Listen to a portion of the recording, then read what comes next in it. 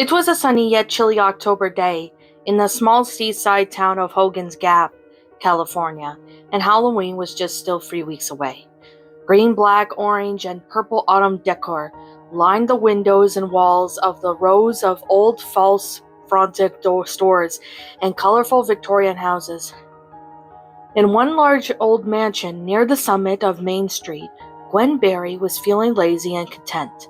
She had just finished with her homework and now waited for her parents to get back from a baby shower. To pass the time, she started reading one of her many favorite books, Gothic horror mysteries, written by John Bellairs.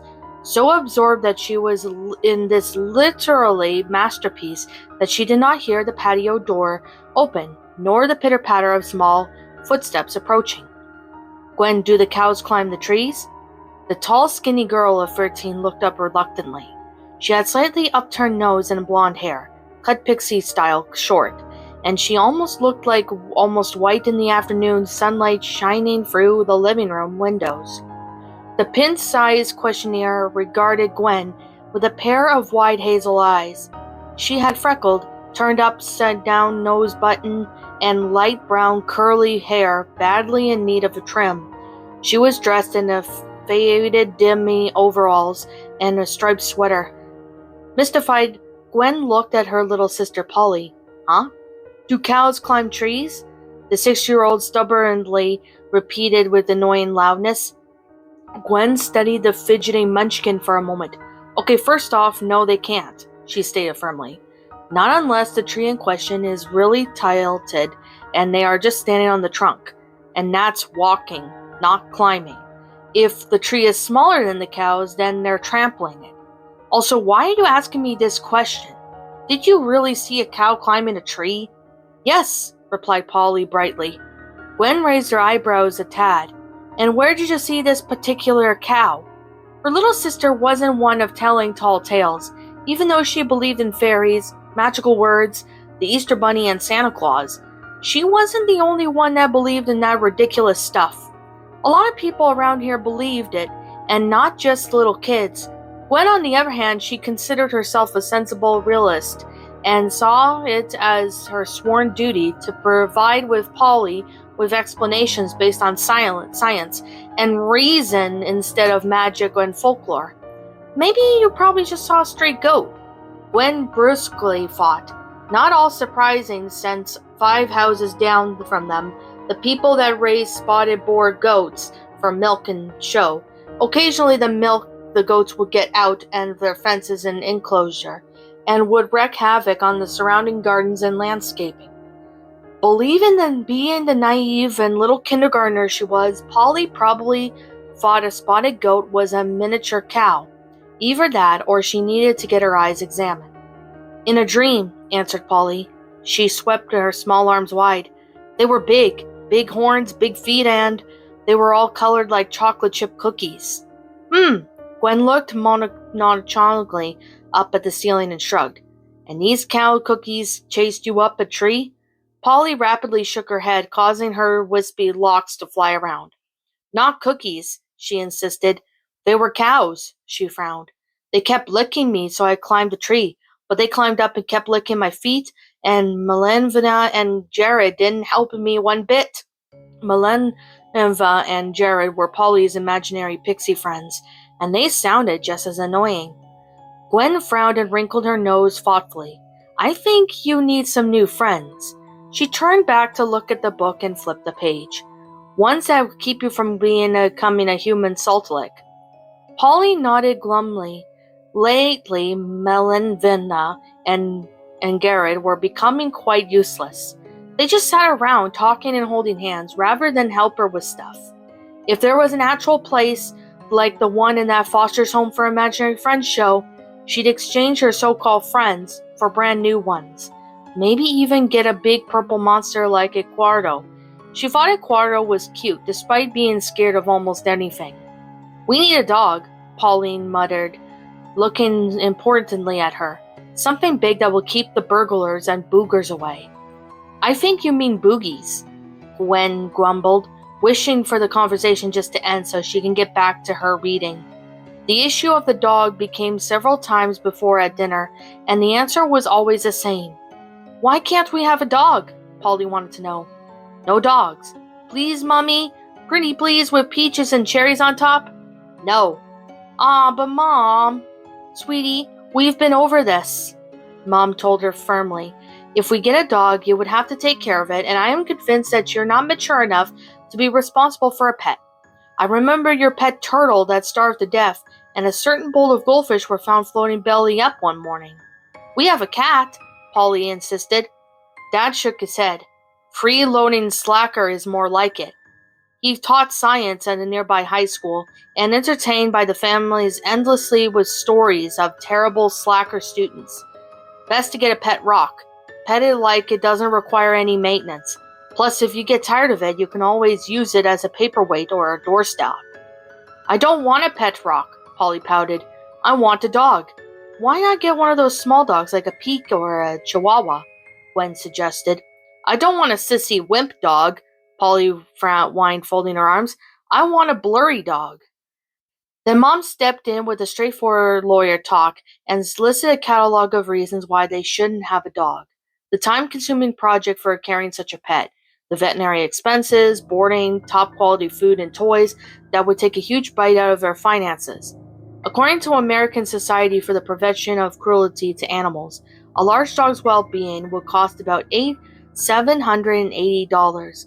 Then there was the constantly chewing on things, the odor, not to mention the huge brown smelly presence such a pet would leave behind. Hogan's Gap happened to be very strict laws against dog piles littering around Princeton landscape, by the way. Paulie played her ace. She anguished rebuttals, and the orphan puppy looked with eyes of welling and sniffling too. Eventually Mom would sigh, and having to run out of the anti-puppy excuses, decided to let her play her final card. How about some strawberry ice cream? At the very mention of her dessert, Paulie's eyes would lit up, and the puppy campaign would be momentarily forgotten, until the week later. Gwen, a pair of perfect brown eyes pleaded up at her. Gwen replied wearily, turning away. About the dog. With a shrug, her sister said, Well, that's up to Mom and Dad, if they ever do come home. Wonder why they would go on these things in the first place. It's not even our relatives. Must be some kind of new age hippie thing. But Mom and Dad always say no. Gwen was about to say, Well, tough, that's how life is, when she suddenly heard a commotion from outside, shoes slapping and loud screams. Looking out the front window facing the street, she spotted 5 kids running on by the sidewalk. The 4 she recognized were from her first period French class, Arlene Dawson, Jeffrey Meyer, and his much skinnier twin sister Ethel, Thomas Lutz, and the 5th kid she didn't know too well. Just her name was Midori Risaguko, and she was recently moved here from L.A. Frowning, Gwen wondered what their hurry was. They all looked frightened, like deer being chased by something large and scary, fierce. She wondered if that something Brett Fowler, the meanest and most sadistic kid of all Laurie Brandt Middle School. Gwen! A small hand tugged at her heart in the cashmere sleeve. Gwendolyn? Reluctantly, Gwen looked down from her window. Yes, Paulie? She hated it when people used her full name, especially her little sister. Are we ever going to get a dog? Paulie wanted to know. Her sister snorted. Yeah, like when hell freezes over. But instead she says the sweetest tone she could muster without gagging. Maybe if you really wish hard enough, then maybe, just maybe, the great pumpkin fairy will rise out of her pumpkin patch and fly through the air in her magical pumpkin canoe and grant your wish. Really? Paulie was in round-eyed wonder. Gwen nodded and grinned before continuing. Yes, but first, she tapped Paulie gently on her cute button nose. You have to be really, really quiet and not to bother Big Sis while she's reading. Okay, Paulie promised before scurrying out to the backyard. Gwen heaved a big sigh of relief. Thanks science, she doesn't remember that Charlie Brown special. Little twerp reminds me of Linus and her unwavering belief in those fairy tale type role models. She had just barely halfway read through the first paragraph when Paulie came thundering in. Gwenny, I found a doggy, she hollered. Nuh-huh. Gwen shut her book again and gave Paulie a pained look. Uh-huh, Paulie declared. No way. Yes way. Well, where is it then? Gwen said, getting irritably to her feet. Paulie promptly pointed at the open patio door. Right over here.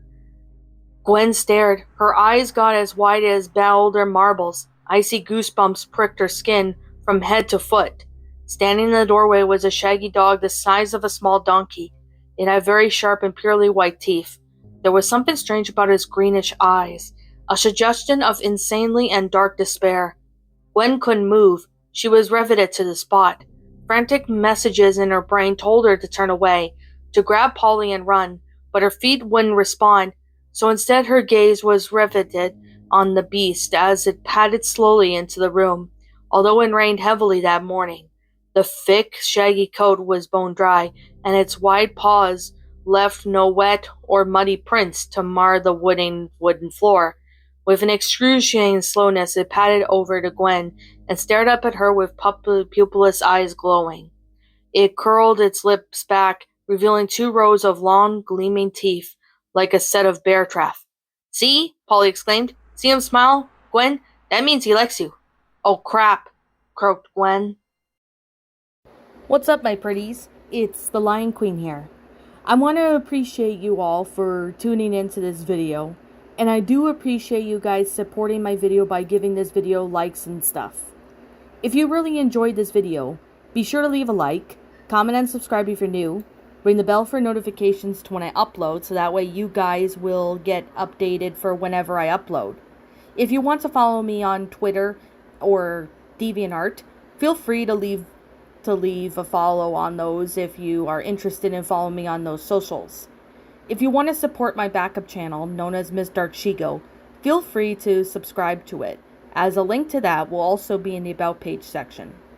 And with that being said, and that being the case, thank you so much for watching, my pretties, and as always, stay pretty.